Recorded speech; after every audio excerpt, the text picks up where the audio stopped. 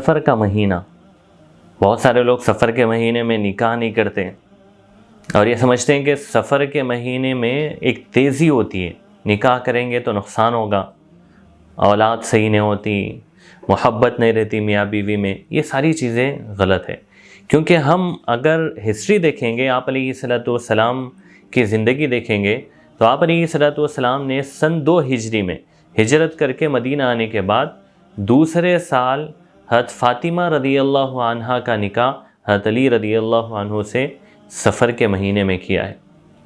اور سب کو پتہ ہے کہ حضرت علی اور حضرت فاطمہ رضی اللہ عنہا کے درمیان میں کتنی محبت تھی، دونوں کے درمیان میں بڑی محبت تھی، بڑا تعلق تھا، اور ان کی اولاد بھی زبردست ہوئی۔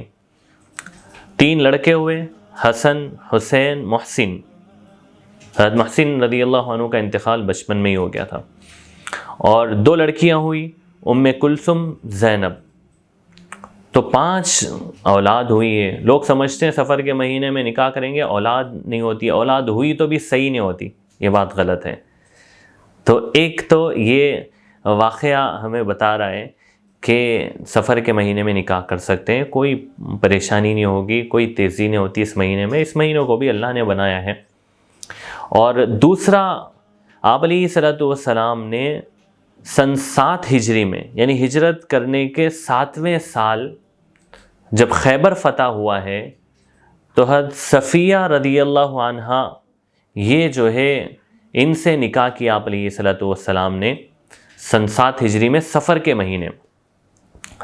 مہینے میں کیا۔ اور آپ علیہ الصلوۃ والسلام کے اور صفیہ رضی اللہ عنہا کے درمیان میں بھی بڑی محبت تھی۔ تو اس لیے یہ بھی ایک دلیل ہے کہ سفر کا مہینہ اگر منحوس ہوتا اور اس میں یعنی بلائیں ہوتی اور یہ یعنی اس قابل نہیں ہوتا کہ اس میں نکاح نہ کیا جائے، تو آپ علیہ الصلوۃ والسلام نکاح نہیں کرتے، اپنی بیٹی کا نکاح اس میں نہیں کرتے۔ تو یہ ذہنوں سے نکالنا چاہیے تھوڑا سا کہ سفر کا مہینہ منحوس ہے، بلکہ سفر کا مہینہ بھی اللہ نے بنایا ہے، اس میں آپ نکاح کرنا چاہ رہے ہیں کر سکتے ہیں، کوئی مصیبت نہیں ہوگی، کوئی پریشانی نہیں ہوگی، اولاد اچھی ہوگی، اس کی گارنٹی ہے، کیونکہ یہ مہینہ اللہ نے بنایا ہے۔ اللہ رب العزت اس بات کو سمجھنے کی توفیق عطا فرمائے۔